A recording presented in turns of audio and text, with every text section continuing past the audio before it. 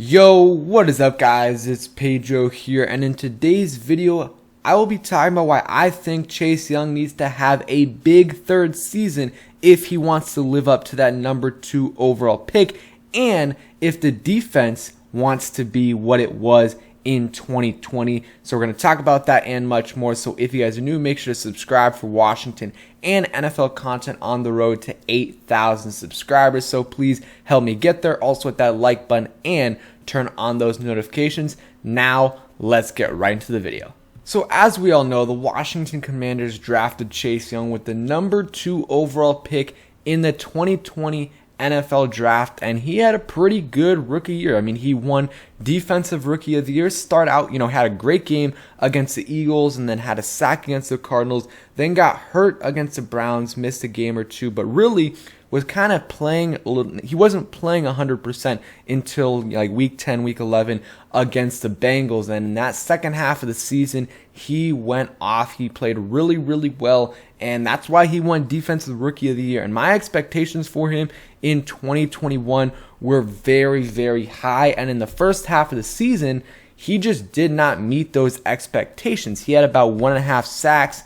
And, he just wasn't the player he was in the second half of the year. And, he did get some sacks wiped off the board. I will admit that in 2021. I mean, you think about the Falcons one, like he barely touches Matt Ryan and he gets called for roughing the passer. Like he was trying to not rough the passer, and by trying not to rough the passer, he kind of hits Matt Ryan's head barely. I don't even know if it hit like his neck kind of area, and he got called for roughing the passer, which I didn't really agree with, and that was a sack that he would have gotten. And I think he got another sack earlier or later in the season, but it got wiped off because of a penalty that did not affect the play. Also, I mean, you look at that, he would probably been at like close to 4 sacks, through whatever 9 games that he played, really kind of 8 games because he got hurt early on in that Bucs game. And, that's not great, but, 4 sacks through 8 games, is okay, and maybe you think he has a great second half of the year.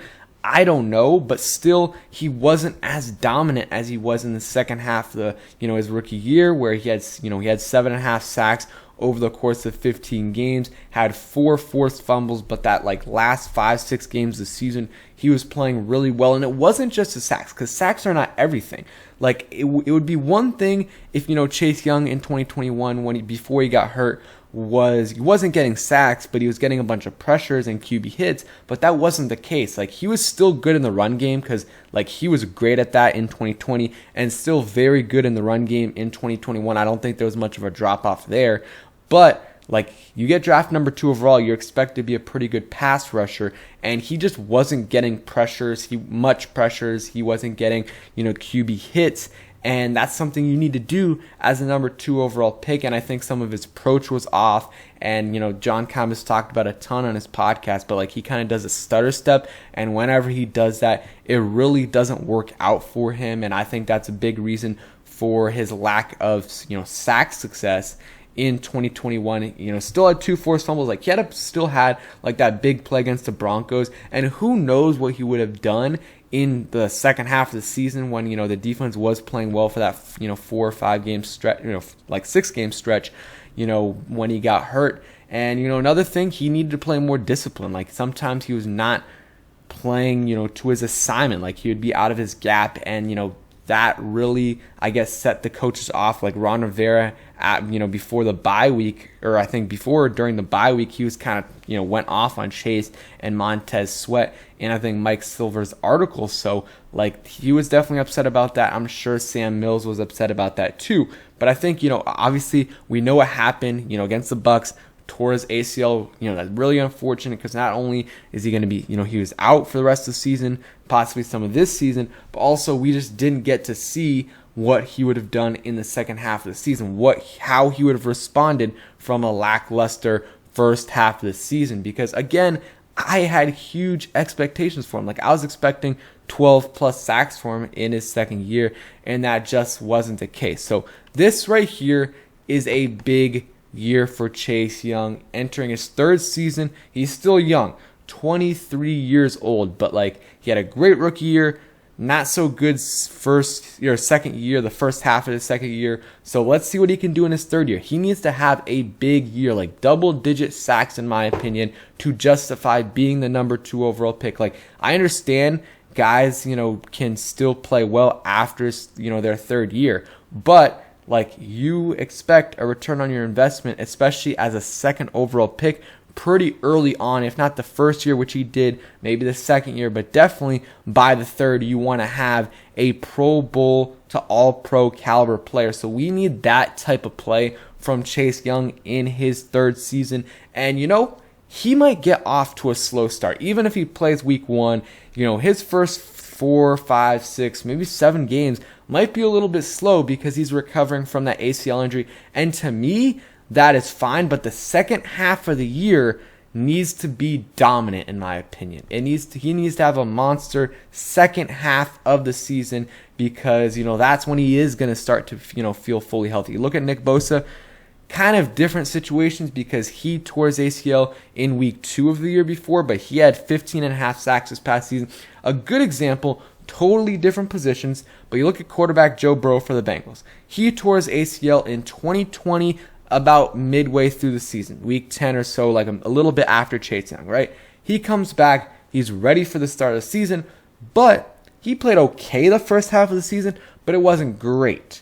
The second half of the season and into the playoffs, that was elite level football at the quarterback position. So, it kind of took him a little bit of time, even when he started playing, to fully recover and get used to, his ACL injury. So it might be the same thing for Chase Young, and I'm fine if he has only a few sacks through the first, 7, 8 games of the season. But that second half of the season, I need him to go like 6, 7 plus sacks over the last 8, 9, 10 games of the season because, to justify being that number 2 overall pick, we drafted, him over Justin Herbert. And, I know a lot of people weren't thinking we were going to draft him at the time, but I think John Keim said it and a couple others as well that, Herbert was our second rated quarterback that year, behind Joe Burrow, but ahead of Tua. So, he needs to have a big year this year. And if he does, it'll also mean good things for the defense overall because, again, last year, Montez Sweat didn't play amazing. He had a bunch of different circumstances, though,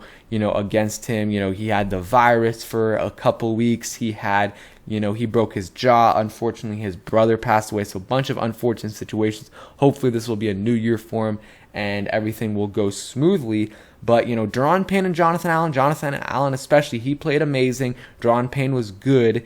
And, so those guys, I expect them to do the same, if not better this year. But Montez Sweat and Chase Young, they need to play much better than they did last year. And if they do, I think this defense will take a significant step forward this season. Like, already, they're going to move up a bunch of spots just because of who they're not playing this year and who they are playing, because they played a bunch of elite quarterbacks last year, and this year they're going to be playing much worse quarterbacks. Like, I like Davis Mills, but he's not an elite quarterback. Same thing with Justin Fields, Trevor Lawrence. You got, Daniel Jones a couple times.